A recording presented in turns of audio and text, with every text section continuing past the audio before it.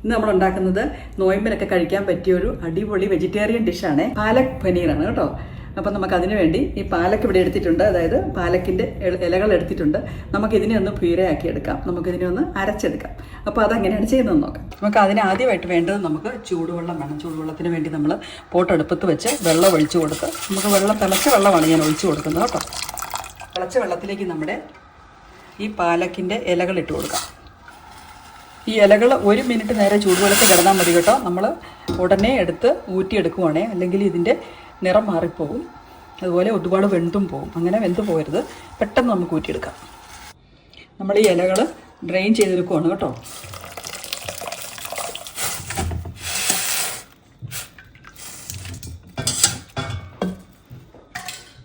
വെന്ത് പോകാതിരിക്കാൻ വേണ്ടി നമുക്ക് ഉടനെ തന്നെ അതിൻ്റെ മുകളിലേക്ക് കുറച്ച് ഐസ് വേണം.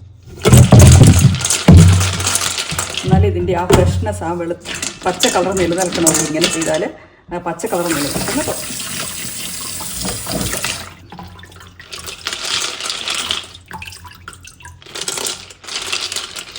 ഈ ഇലകളൊന്ന് തണുത്ത് കഴിയുമ്പോൾ നമുക്ക് മിക്സിയുടെ ജാറിലേക്കിട്ട് അരച്ചെടുക്കാം. ഇപ്പോൾ തന്നെ ഇത് തണുത്തിട്ടുണ്ട് കേട്ടോ. ഇത് ഐസിലേക്ക് ഇട്ടതുകൊണ്ട് നമുക്കിത് ഇലകളൊക്കെ തണുത്തിട്ടുണ്ട്. നമുക്കിതിനെ ഒരു മിക്സിയുടെ ജാറിലേക്കിട്ട് അരച്ചെടുക്കാം. അപ്പോൾ അതിൻ്റെ പ്യൂര കിട്ടും. നമുക്ക് ഒരു 2 ടേബിൾ സ്പൂൺ വെള്ളവും കൂടി ഒഴിച്ച് നമുക്ക് ഇതിനെ ഒന്ന് അരച്ചെടുക്കാം.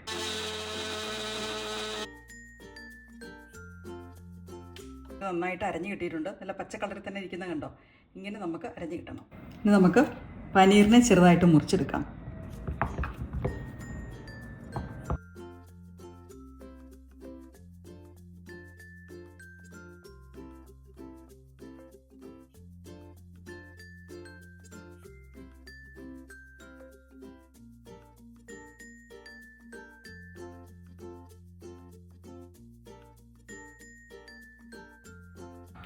അപ്പം നമ്മൾ പാൻ അടുപ്പത്ത് വെച്ച് ചൂടായി കഴിയുമ്പോൾ നമുക്ക് 1 ടേബിൾ സ്പൂൺ ഗീ ഒഴിച്ച് കൊടുക്കാം കേട്ടോ.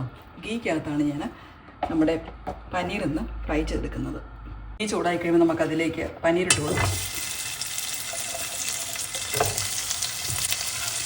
കയ്യെ തെറിക്കാൻ ശ്രദ്ധിക്കണം കേട്ടോ.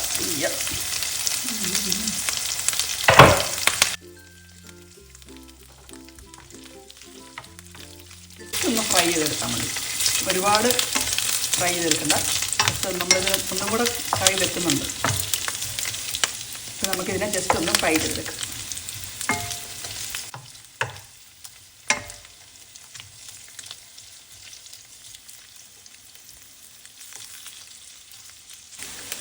നമ്മളിതിനെ പിറക്കിയെടുക്കുവാണെങ്കിൽ ഒരുപാട് ഫ്രൈ ആക്കി എടുക്കണ്ട, നമ്മളിതിനെ പിറക്കിയെടുക്കുക.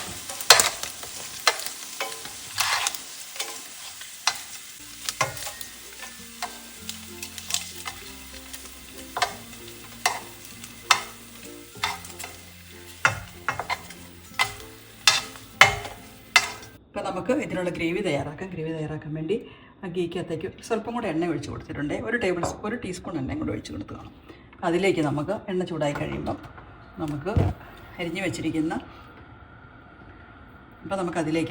വെച്ചിരിക്കുന്ന ഉള്ളി എന്ന് പറഞ്ഞാൽ സവാളയാണ് എടുത്തിരിക്കുന്നത്. ഒരു സവാളയുടെ 4 ചെറുതായി കൊത്തി അരിഞ്ഞ സവാള, അതുപോലെ ചെറുതായിട്ടരിഞ്ഞ ഗാർലിക്ക്, പച്ചമുളക്, കരിവേപ്പില, ഇത്രയും കാര്യങ്ങളങ്ങ് ഇട്ട് കൊടുക്കാം.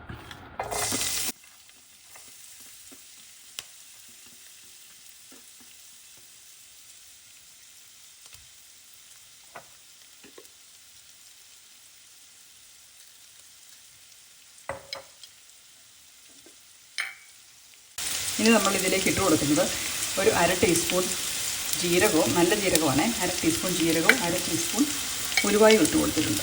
രണ്ടും കൂടി 1 ടീസ്പൂണുള്ളേ. ഇത് നമുക്കൊന്ന് മൂപ്പിച്ചെടുക്കാം. പൊടിക്ക് നമുക്കിതൊന്ന് മൂപ്പിച്ചെടുക്കാം.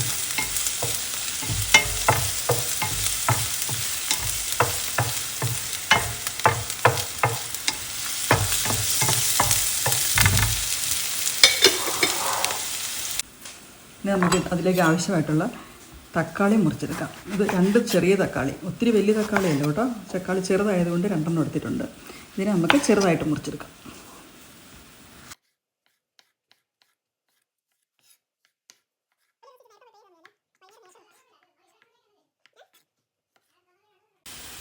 ഉള്ളി മൂത്ത് വന്ന് കഴിയുമ്പോൾ നമുക്കതിലേക്ക് തക്കാളി ഇട്ട് കൊടുക്കാം.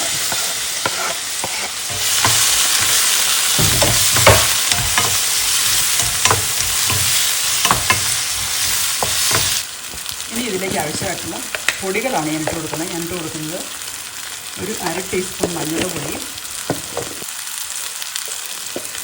1 ടീസ്പൂൺ കാശ്മീരി മുളക് പൊടിയും, 1/2 ടീസ്പൂൺ ഗരം മസാല ഇട്ട് കൊടുക്കുന്നത്,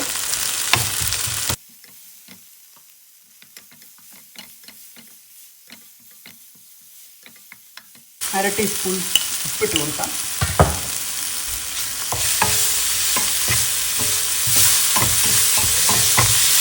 ഇനി ഇതിലേക്ക് 1 കപ്പ് സ്പിനാച്ച് പ്യൂരി ഒഴിച്ചു കൊടുത്ത് ഒന്ന് ഇളക്കി യോജിപ്പിക്കാം.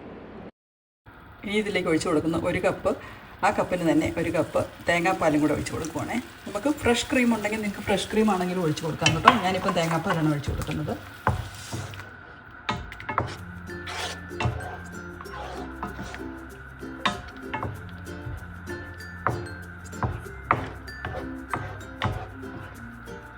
നമുക്ക് ഉപ്പൊന്ന് നോക്കാം അല്ലേ? നമുക്ക് ഉപ്പൊന്ന് നോക്കാം.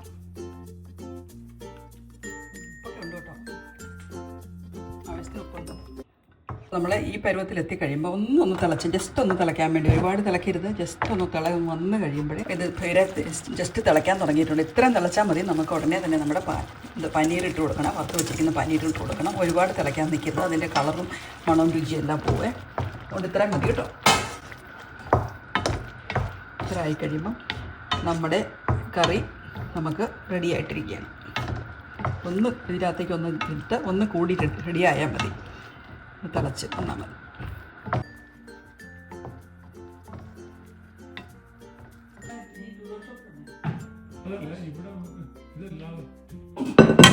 പാലക് പനീർ വേണം, പാലക് പനീർ ശരിയാണ്. ഈ പാലക് പനീറിൻ്റെ അളവ്